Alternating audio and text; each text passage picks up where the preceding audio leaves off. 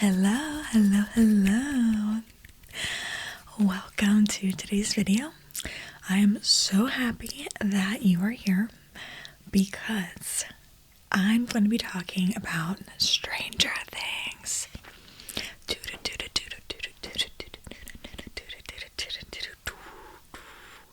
Okay, anyways. Yeah, we need to talk about Stranger Things. So, if you enjoy rambles, long conversations, this is for you. I have no idea how long this video is going to be. I just know that I'm here to express my thoughts and concerns. Okay? And what better way than a long ASMR whispered format? It's perfect. So yeah, if you need something to fall asleep to, here you go. I'm about to start rambling. Or if you just want to listen and listen, sorry about laughing, and giving me your input after, I'd love to hear it. So yeah, please. Also, I need to say this in now because the rant is gonna rant. Let me know your thoughts. Let me know your opinions. If you feel like something I have said is wrong or right, or if you have another theory. Anyways, so let's just get into the combo. Anyways, Stranger Things. We have all been looking forward to this season for 3 years, 4 years. It's been a long time, okay? It's been a long time. A long time. I feel like it was 2021 when season 4 came out. And I remember an interview with the Duffer Brothers right after season 4, and they were like, oh, now we need to go work on writing season 5. And I was like, what do you mean? Shouldn't you be filming for season 5 in a year from now? Shouldn't this already be written? I was very confused by that. So the fact that they had 3 years to write it and 1 year to film it. We're talking about we're talking about a TV series, not a movie. Of course, this is 8 movies in one, so I'll be fair there.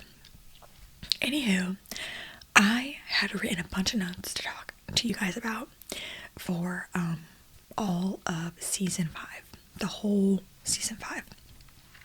And I procrastinated on filming that video. And since I procrastinated, now there's this documentary episode that has come out on Netflix that literally explains everything. The everything I'm talking about is the Duffer Brothers did not know what they were doing. They had no idea. They knew nothing. So, I got my handy dandy notebook.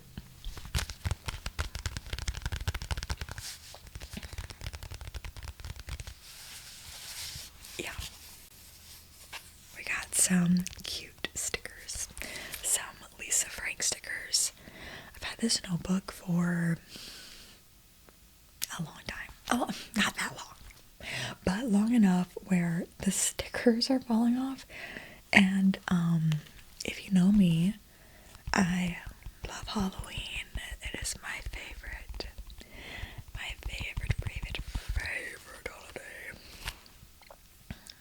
So I just pretty much took all of the cute, look at this. This is not, okay, whatever. Look at this cute frog. So cute. Okay, this is not Lisa Frank notebook hour. So, I got my notes in here. I use this notebook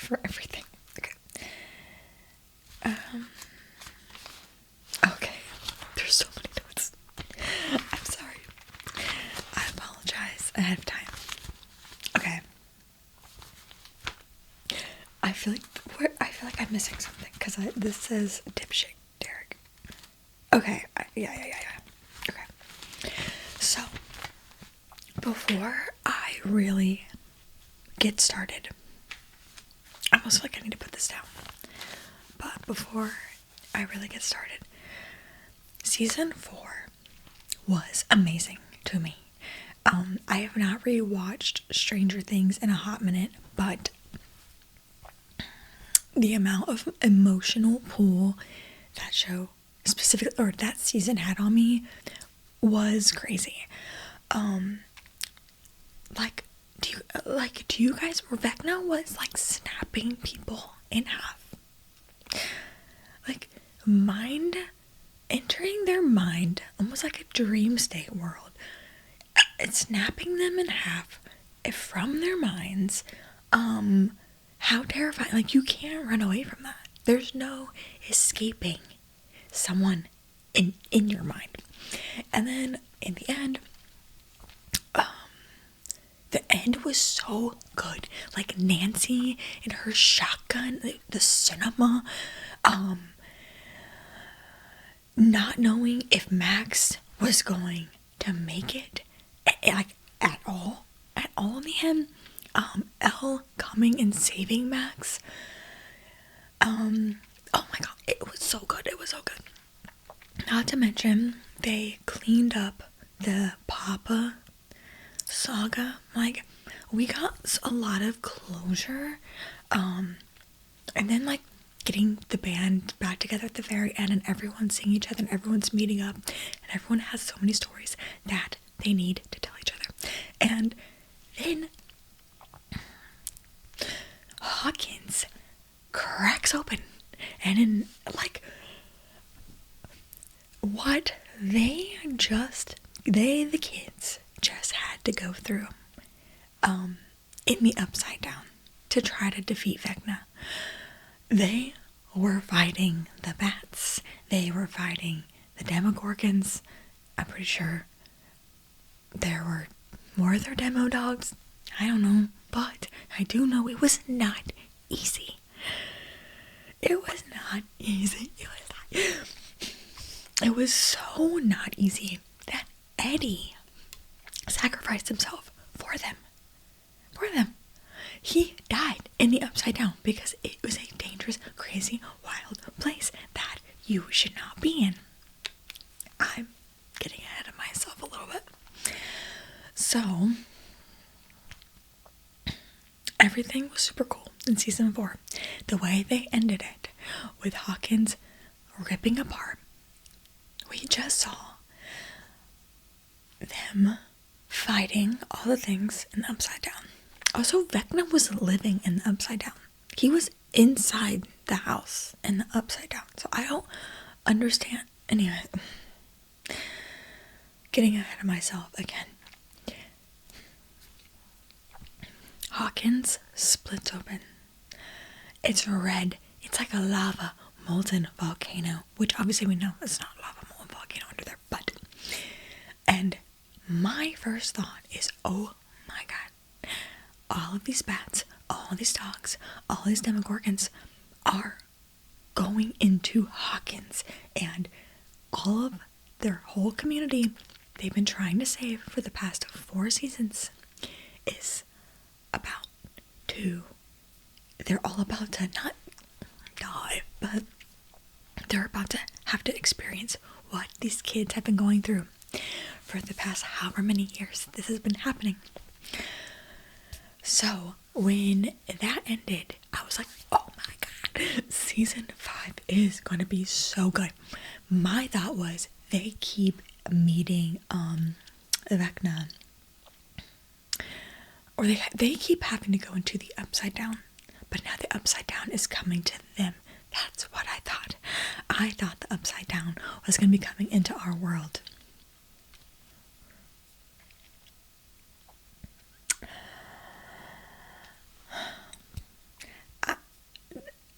Now, let's get into season 5.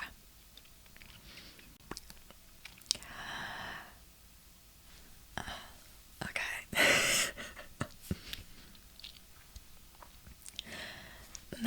Now I get my notes.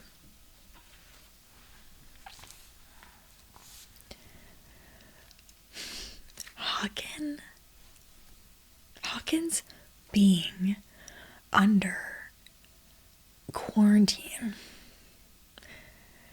It's 18 months later, and everything and everyone is fine in Hawkins. What do you mean everyone is fine? What do you mean? Because that makes no sense. They're like, oh, I mean, okay, the intro was cool in the sense of like, if we wouldn't have seen Hawkins split open, the intro was fine. There was nothing wrong with it. It was upbeat, it was fine, but this is the last season of Stranger Things. It should not be fine. Things should not be fine. There should not be a big metal band-aid on the rip. And I know 18 months is a long time, okay? 18 months is plenty of time to move on from something. But, the way they showed the cracks in Hawkins, that was not an earthquake crack, okay? That was very not earthquakey. And the fact that no dogs, no bats, no demogorgons slipped through any of the cracks that whole time. Okay, I haven't even gotten to my notes. Just kidding. Note number 1 was Hawkins is under quarantine. Again, it's like the Duffer Brothers had this like really great idea to infiltrate Hawkins, and then was like, you know what? We don't want to do that anymore. So everyone is fine, essentially, like, but they're doing these underground runs in, not underground, well, yeah, they're doing these raids into the Upside Down, and I guess it's supposed to narrate that, like, oh, we do this all the time, and we're so used to it, and we're so comfortable, and this is just what we do, and I don't like that. I don't think the Upside Down should be a place that is comfy, cozy. I don't think it's a place where you should be like, ooh, we're gonna go down there and hang out and chill and do a little raid. I hate that. It should be a scary, spooky place. Okay. Moving on to my next note. Steve and Jonathan fighting for Nancy's attention was,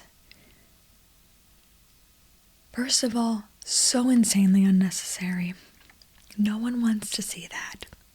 And it was so cringy. And yes, I use the word cringy. But I think things really shouldn't be cringy until, like, later. You know? Like you look back and you're like, oh man, that was cringy. But to watch something in real time and go, oh man, this is so cringy. That's so bad. Now, I know a lot of millennials are working on this, but y'all, someone had to have clocked it. Someone had to have looked at that and been like, no. But anyways, yeah. So Steve and Jonathan fighting. Also, I should say this right now. Spoilers, obviously. There's some spoilers in this. So spoil warning. When they raced up the tower, it seemed very dangerous, right? And I was like, oh, I feel like we're foreshadowing that them two are gonna have to save Nancy at the end, and one of them is gonna die. And then when Jonathan pulled the ring out to the audience and was like, showed us that he was going to propose, I was like, he's dying. Jonathan's dying. I was like, of course he's gonna die. Of course Jonathan's gonna die. right? Wrongo. Also, really quickly, since we're on the whole Nancy, Steve, John situation, I fully got the breakup. I fully got it. I guess people have never had like a friendly breakup, like where you're just like, listen, I have so much love for you, but we just are. At the end of the day, we're not meant for each other. So it's like, I love you, I love who you are, I love you as a person, but you're not my partner. So that's what was going on.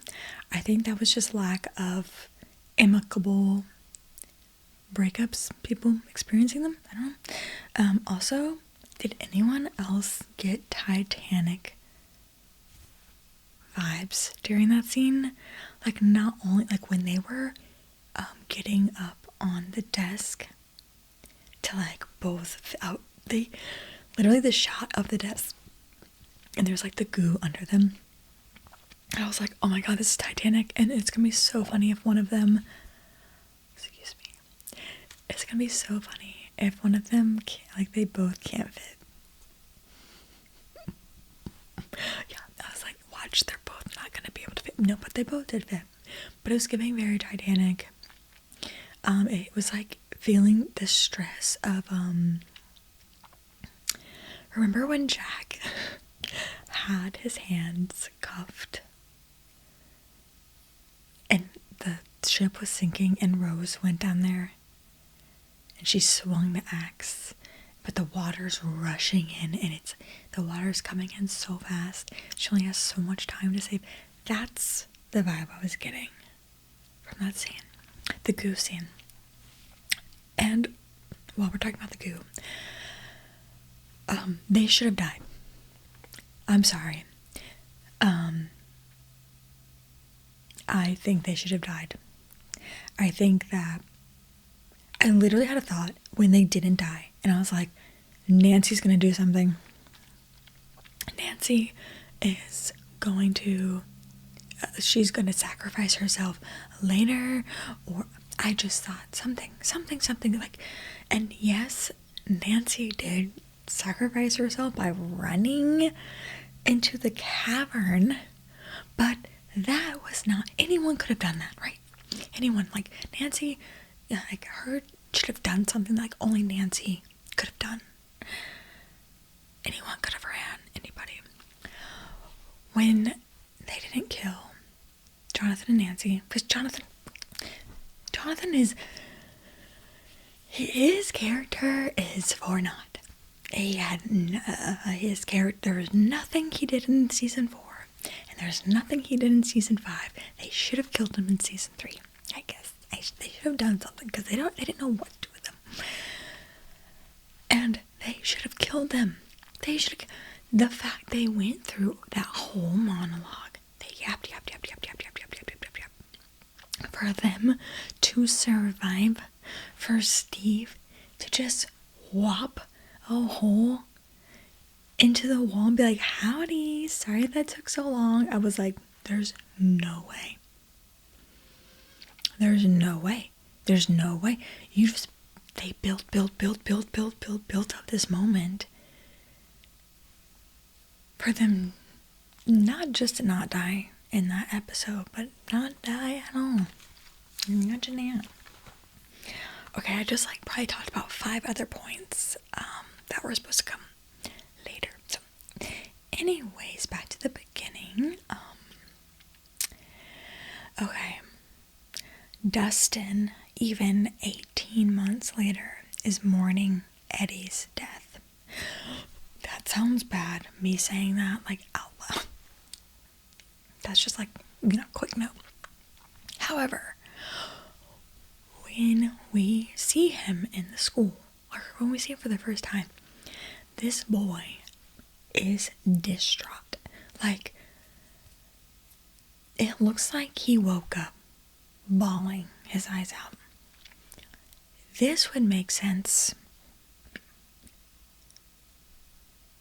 weeks later, maybe months, maybe. maybe a few months later, but 18 months later, maybe I'm just really insensitive.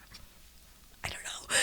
Then again, I've also never lost like a best friend, so there's that. But I do think it would completely change your life. I do think. But I feel like that intense morning would be done. It seemed like we're watching Dustin like 2 weeks after Eddie's death. That's what it feels like. Like, you know how they say like grief has like 5 different stages? Well, somehow we're 18 months after Eddie's death and Dustin is still in like stage 1. And it just doesn't make sense. Like, he's totally allowed to want to do that. Like, his motives are fine. Like, yeah, he still wants his friend to be represented, and he doesn't want his friend's memory to die, and so, like, you know, he's cleaning the gravestone, and he's trying to, like, get Hellfire back up and running again, which, normal. I feel like that's all normal. But it's his emotional reactions to everything. For a guy, no offense, Eddie, but it seems like they only knew him for a very short amount of time. Like, school had just started, and they were, like, in this new school, and they meet Eddie, and, like, I don't know, it's not like he knew Eddie for, like, 5 years. Okay. Anyways, yeah, Dustin's very emotional, very, very emotional, and maybe that's a me problem, not a Dustin problem. I don't know, did anyone else feel that way about Dustin? It was just like, huh? What? Okay. Holly. I have not even, we are so many minutes into this video, and I have not mumbled Holly's name. Molly is now a main character and is talking to Mr. Watson. I'm sorry, but the last time I saw Holly, I feel like she was still like in a high chair at the dinner table. Okay.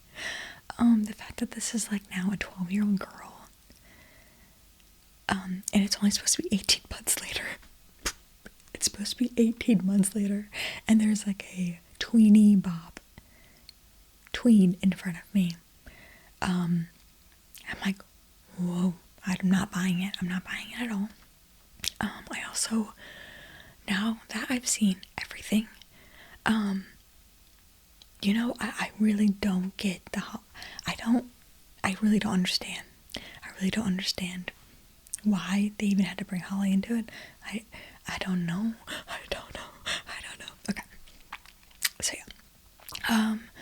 So then we find out that Will is getting Vecna's POV, which I thought was pretty cool. I enjoyed that. Elle's training montage. Listen, some people loved it. Okay. Some people that can respect like 80s Karate Kid loved it. I, on the other hand, was like, what am I? I was like, what do they have Millie Bobby Brown doing? Like, some of my thoughts were like, did she see this and be like, oh my god, y'all couldn't even make me look cool? Like, you can clearly tell in some of the scenes she's wearing, like, you can't see the wire, but you can tell by her stiff body movements that she's like clearly on a wire, and it's like she's moving slow, so it's even more off. I don't know, the whole thing was really cringy to me, and I hate that outfit. I do not know a lot about 80s fashion. I do know that I absolutely despise that outfit. I feel like someone had it out for her for making her work out in that outfit and then like making her wear it for a gazillion episodes after. But anyways, the montage was interesting. The military presence, not a fan. They're so after season 4, there was so much that we were worried about, right? Like, there's so much we as the audience need answers to.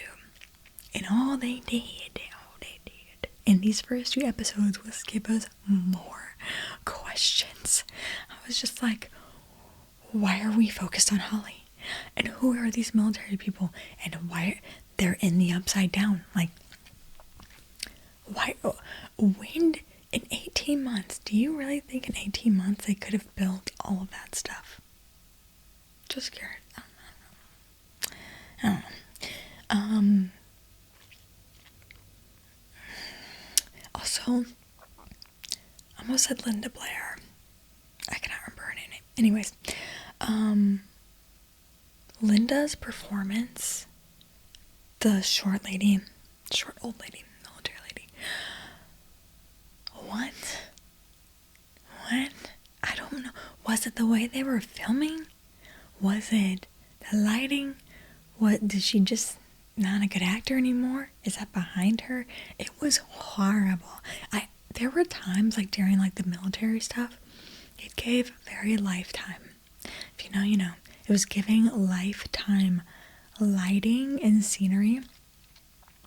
Not to mention, really quickly, the sets were, I'm sorry, it was horrible. They looked cheap. They looked half-made. I really was not a fan of the sets. Really not a fan. Alrighty. That was episode 1. Oh my god, we have like so many more to go. Episode 2. The Wheelers get attacked and takes Holly to the Upside Down. Oh my god. Okay, so that was great. 10 out of 10. Actually, I think episode 2, if I remember correctly, overall, we really enjoyed that episode. I feel like it felt very high stakes. When Mrs. Wheeler was fighting the Demogorgon, oh my, what do you mean? What do you mean? Like, that was so intense for me. And Holly being dragged away by the Demogorgon, and then when Nancy comes in and sees her mom on the ground, I cried. I did. I was also very emotional during that time, but I did cry. And I was like, oh my god, the Wheelers are dead. The Wheelers just lost their mom and dad. Spoiler alert, they didn't.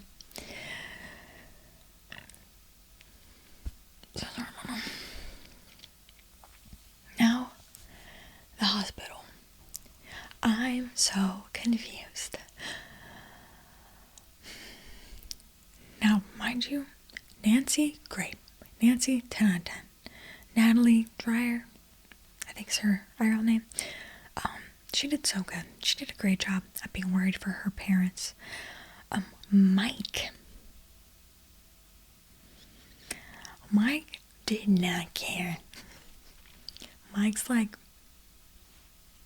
listen, I think we can take care of ourselves. Holly, though, and I get it. Maybe, like, I get the photo. Like, he's like, man, my little sister just got taken. I need to focus on saving her. But your mother and your father were brutally mutilated, and they're fighting for their lives in the hospital.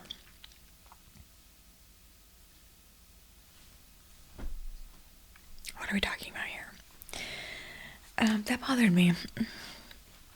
And just it just all felt so weird. Like, the Duffer Brothers have always been ones that are like, you know, everything has consequences, and like, they've always been like, yeah, if someone's gonna die, X, Y, and Z, people aren't just gonna get over it, which I'm not saying Dustin should have gotten over Eddie's death. I was just saying that it was too emotional. Anyways.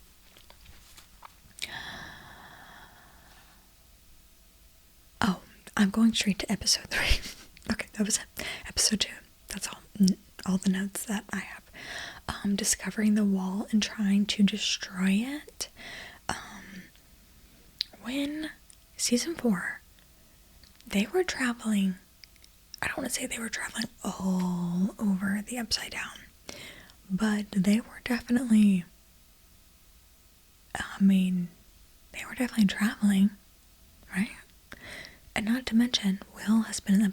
So how has no one seen this wall? That's what I'm trying to get at. That's what I'm getting at. How is this wall brand new? Oh, not to mention, how many crawls have they done?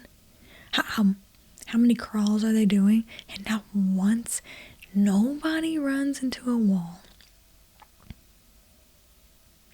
That, I don't understand. And now everyone's running into the wall. Every freaking body, everyone is running into the wall all of a sudden. Okay. Next page. We meet another new character. Derek.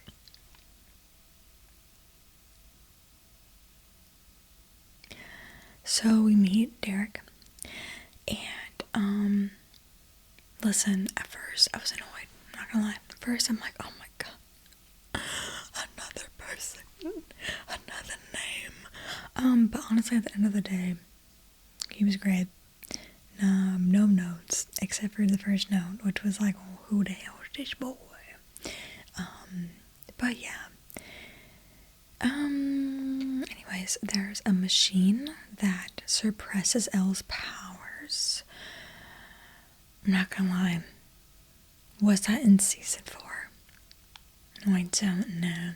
But what I do know is how convenient. How very convenient that the military has somehow, whatever, discovered the same. And then, so the Duffer brothers, Erica, iconic character at this point. They're like, yeah, how do we bring Erica into this? Oh, we know. We are gonna make Derek's sister best friends with Erica, because we need Derek. We need to kidnap him, but we need a way into his house, and clearly Holly and him are not cool. So, Erica helps these kids drug Derek's family. They steal drugs from the hospital, bake it into a pie, give it to Derek's family, drugs them, and then kidnaps them. Okay. And this is not fast. This is a lot of time is going into this. So yeah, they kidnap them, obviously to bait the Demogorgon, because the Demogorgon is coming for Derek. And then Holly finds Max. Cool. Also, I knew it was Max the whole time. Like, the note and everything. I was like, duh, Max, duh. Of course. So, that's all of episode 3, I guess. Episode 4.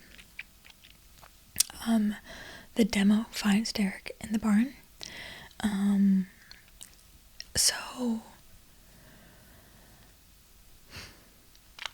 the Home Alone sequence in Derek's house, family house, was cool.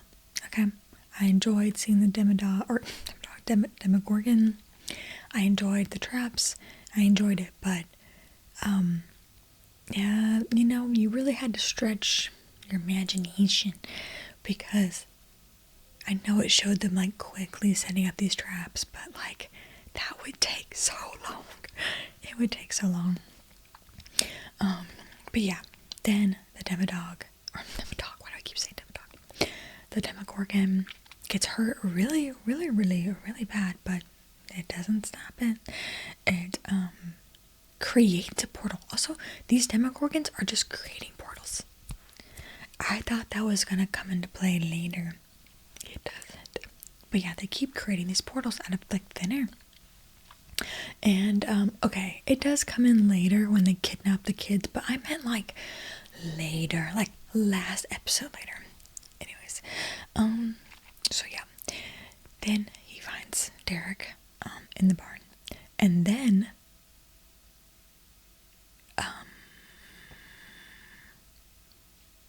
he has to take Derek. I don't remember. All I remember is I remember them like leaving Derek's family. That's like what I was focused on.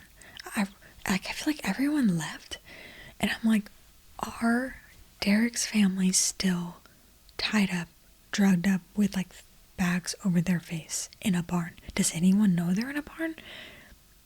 Did they forget about them? I was very concerned. Very, very concerned. Okay. Anyways, okay, I say my next note is being in the upside down is okay now. I don't know why I put that, but yeah, I talked about that earlier. Like, why is it just okay to be here? Hopper and Elle are repetitive. Oh my god. These Hopper and Elle conversations are boring. They're so boring. Like, they were boring season 3. I was over it. Okay? I was over like the angry protective dad. They already faked out Hopper's death once. Okay, at the end of season 3. The fact that they pulled that off again to try to make it seem like he was going to die, sacrifice himself. When he didn't die, I was okay. So my camera battery died. So we're back. I was talking about Hopper and Elle, and like Hopper keeps like fake dying, and how I feel like that is such like emotional manipulation for the audience. Again, just like how I think that Nancy and Jonathan should have died.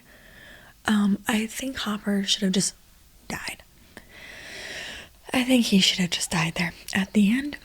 And also them showing the flashbacks of his daughter in the hospital.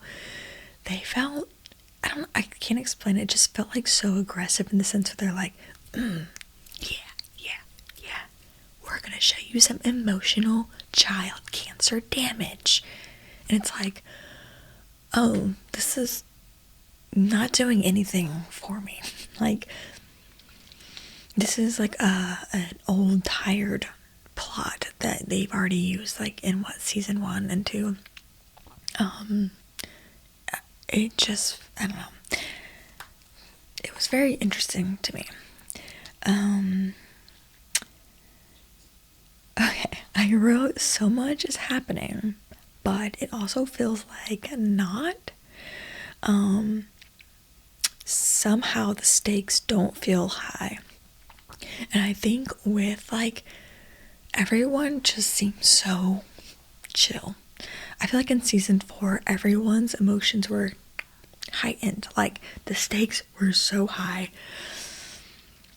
And even though Molly's gone and like these kids have been kidnapped, like it does not feel like people care. Like they clearly care enough to make a plan, but I do not feel like they care. I feel like there's no one cares. No one cares in the way that they've cared in past seasons. It just seems like they're all still like, yeah, we're just going to the upside down. We're just doing the thing. We're just saving the universe. Like, I felt like season 4, oh my god, they were so intense. And that intensity is just gone. It's just gone. Okay. we keep jumping into plans and there are no build-ups. Listen, I get it's the last season, but they have built up to plans in every other season. So it feels like we're just like doing like these super like hard jumpy cuts, like everything has like, every cut has like a slam of like a briefcase or a book or a hand on the table, and it's just like the whole show are just like these small quick cuts where like someone says something like snappy and it's like on to the next, and now there's like a million people in this cast and there are so many different storylines that you're only with someone for what feels like 30 seconds and then it's like, all right, we got a hard cut to the next thing. I wrote Ted and Karen should have died, or at least Ted. I think in this episode Karen is still alive, of course. Like we find out she's still alive. By the way, we never hear about Ted again until he's at the graduation. No one cares about Ted. And you know what? Understandably, in ways, but also like, if you were gonna leave him out that much of like his kids caring, his wife caring, about him, you should have just killed him. Like you should have had a very intense moment where Ted Wheeler dies. But no. Holly and Henry, I hated. The anything with Holly and Henry was the most boring. I'm sorry. Anytime they were in Henry's like dreamscape world, I was like, get me out of here really quick.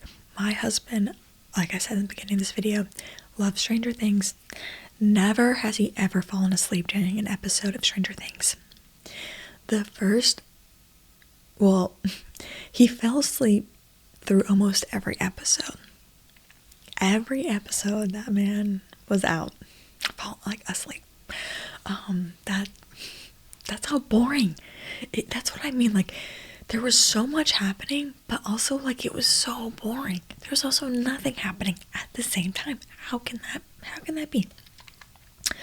Okay. Vecna revealing himself at the end of this episode was great. It was like a nothing burger, and then it was great.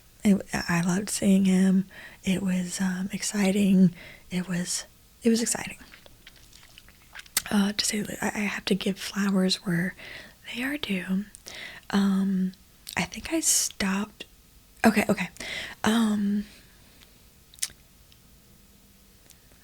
I like Vecna's new look. It said, it seems like no one cares and the sets look horrible. So volume 2, I wrote my notes for volume 2, completely forgot about Elle's sister. Everything feels reused or playing on nostalgia. The fact that they made, I cannot remember, number 8, Elle's sister, they made her like have this like, they made it seem like she was important for something, and she was. The only thing she did was hide the 12 kids in Vecna's dining room. That's it. That's all she did. All she did was her little magic powers to hide them in the dining room.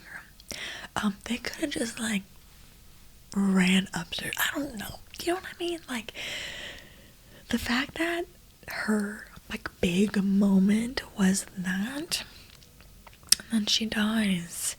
I feel like they literally brought her back to kill someone. They're like, ooh, sacrificial lamb. Because we don't care. We don't care. I'm sorry. We don't care about that character. Most people skip that part during season 2. So yeah, I was really hoping that either she was going to try to kill Elle if Elle was going to refuse to kill herself, or something big. Oh my gosh, running up that hill. The fact that they recreated the running up the hill scene, and it looks 100 times worse. I've seen like the side by side of Sadie Sink running through the same dreamscape. They look completely different from season 4 to season 5. I guess Vecna like lost his imaginary budget. I don't know. Them redoing the scene where she's about to make it back out again, and she doesn't, and it's just like, you're using the same song, you're using the same scenario, same situation. It looks worse. The emotion is not behind Sadie Sink's eyes because she already did it. Painful.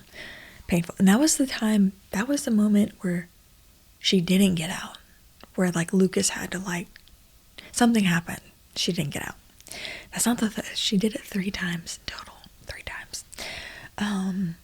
The 10-minute monologue of Max telling Holly what she needs to do. So like the whole episode was Max. This is also like the first episode back for volume 2. So boring. It was so boring. Oh my gosh. Oh, and they're like, oh, it's gonna be a dark Christmas. Nothing happens in volume 2, by the way. Nothing happens. They had people rushing home from Christmas dinner for a nothing burger. Okay. Anyways, Holly helps Max get to Lucas, and then Max is like, oh man, shoot, your body's not here, so this is what you need to do. Now, they have added that in the dialogue of them spending so much time together? I think so. Also, this is the scene where they're like in the laundry room and the demo dogs are coming, and the way they downplay these demo dogs, and also like how the demo dogs, one of them attacked a soldier, like the same one that attacked the soldier did not attack Maya Hawke and her girlfriend.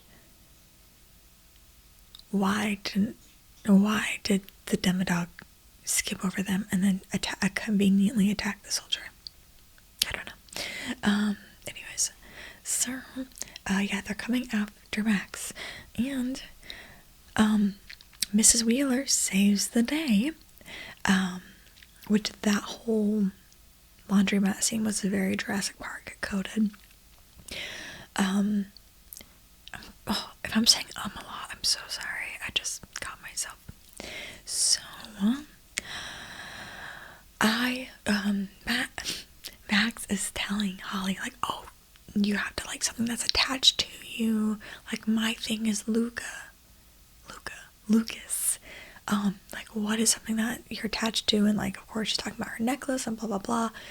I don't know why, but I thought Mrs. Wheeler being in Max's, like, on the other side, like, I thought Holly was gonna somehow feel her, and instead Holly goes with like the necklace around her. Also, that went nowhere. The Dungeons and Dragons character, I just not thinking about this, that went nowhere. I don't know. But yeah, I thought it was gonna be Mrs. Wheeler that was like going to like, if she was gonna like hear her voice through Max's port. I don't know. I'm going off script. Oh yeah, okay, good. See, I already talked about the breakup Titanic scene that was in that episode. Oh yeah, we learned that the Upside Down is a wormhole / bridge to another world, and Vecna actually lives in the other world. This is where all the evil comes from. Wow. What a mouthful. Spoiler alert, for the documentary series, they were showing the cast their idea of the wormhole and the worlds attaching, and I can't think of her name. Natalie Dreyer was like, is this like scientifically correct? Did you consult someone? And I think that's hilarious. And he's like, oh, when you read it, the Duffer Brother was like, oh, when you read it, it'll all make sense. And like, in ways does it make sense? In like a weird, like imaginary way, but why did they have I don't understand why they had to give Vecna a world. And like the threat of the season is he gets these 12 kids for, we still don't know. They don't know, by the way. Spoiler alert. The Duffer Brothers don't know why Vecna chose 12 children, or really what they were for. I mean, obviously like, energy, but like, that's it. That's all they're for. So, they are like, oh yeah, we're gonna crash Vecna's world that we're just now making up into our world. When the Upside Down had already entered Hawkins in the end of season 4. It was already there. The threat was already there. It was already there. And they're like, actually, no. We're going to patch up that threat and then like recreate the threat. But like in like a time-sensitive situation where it's like slowly crashing. And they never explain why Vecna wants to do this. He's just like, no one knows why. He needs to crash the worlds together. And supposedly the Dema-dogs and Demogorgons and the bats are all from Vecna's world and not the Upside Down.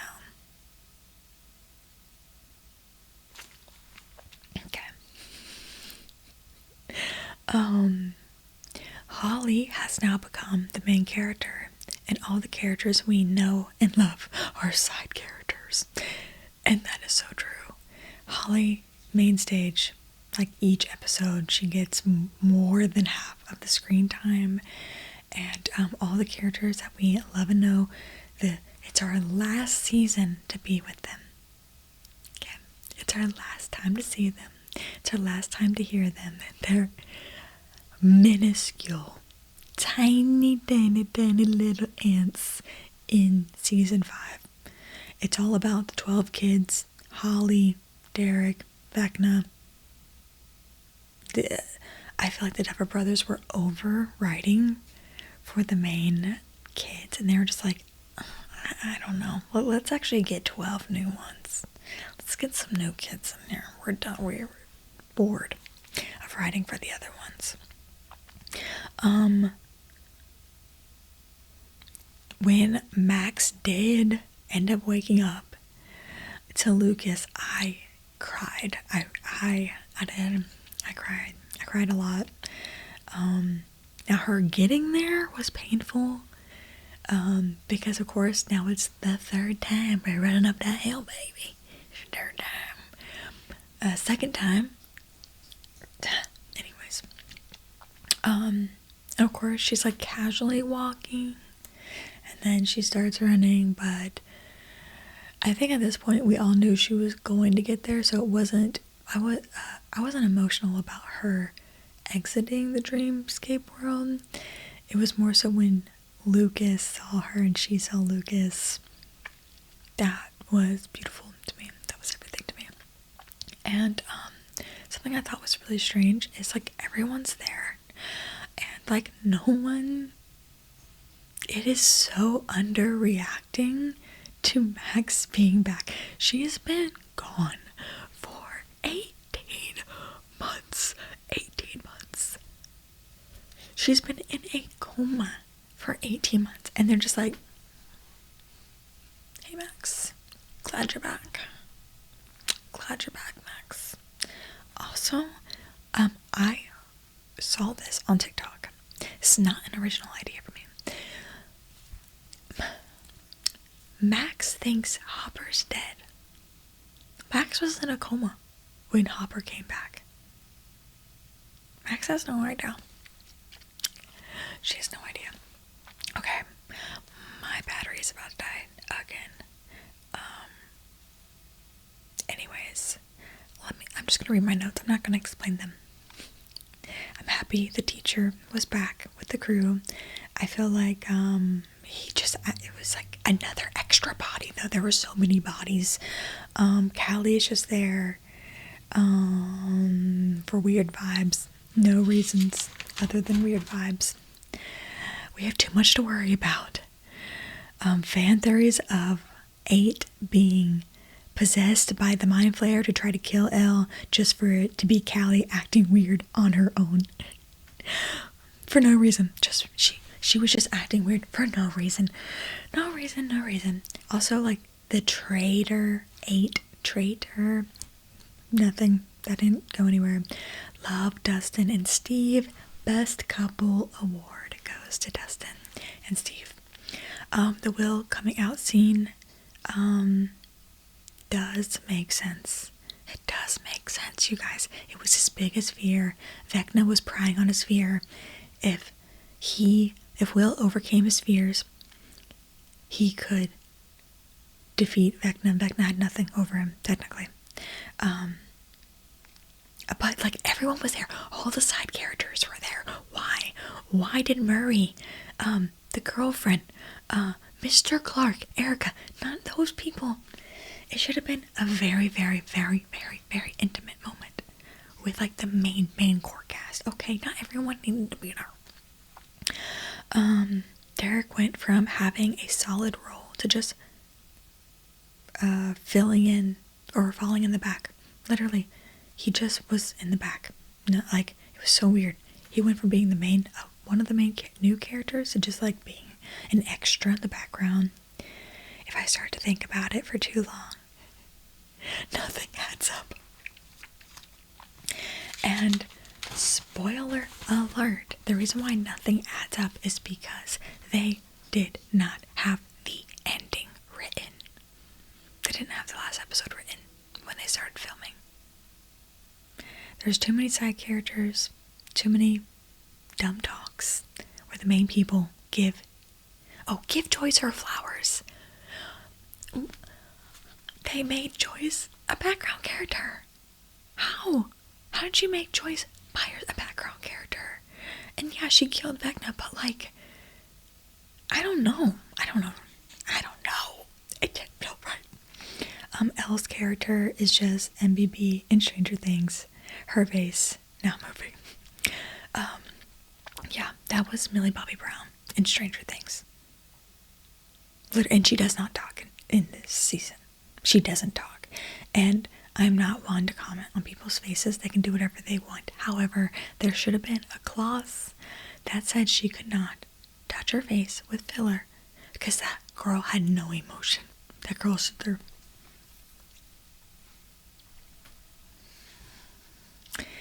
She was giving face, just not emotion. The finale. No demo, nothing. Will having no pain to Vecna's death. Mike and Elle's kiss. I hated that kiss. I hated it. Mind Flayer was beat so easy, so fast. Vecna beat so easy, so fast. Steve almost dying.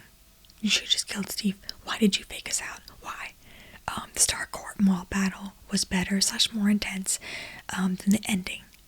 Than in season 3. The ending before was so emotional and beautiful just for them to give us. Also, at the very end, where is Vicky? Where is Murray? Erica got gypped. What happened to the military and Linda Hamilton? Derek's family? pregnant women, no one dies. Elle's sister dies, but why was she there? The weapons they use for the final kill. Oh shoot, Hopper shooting the tank was cool. Dr. K just fell flat. My theories on Elle's end. Oh, okay. So before my battery dies quickly, I think Elle is dead. At the end of the day, Elle is dead. And that was Mike's way of coping. And he created this campaign to help cope. And it's like, I'm choosing to believe she is out there living her best life. But he knows he knows he'll never see her again. But he's like, you know what, she's out there. He knows what she's done, but she's out there. So yes, Elle is dead. Also, screw the Duffer Brothers. Yeah, the documentary thing just solidifies that they had no idea what they were doing. They had no idea. They didn't know how to end it. And I think the closest way they came to ending it was season 4. Season 4 was great. The end of season 4. They needed maybe one or two more episodes after season 4 to stick with like the upside down coming to Hawkins. I don't know. But yeah, let me know your thoughts and your theories if you've made it this far. Type in Maya Hawk. Shout out Maya. Actually, no, I don't know. But thank you so much for watching, and I'd love to know your thoughts and your opinions. And this is a passion project for me.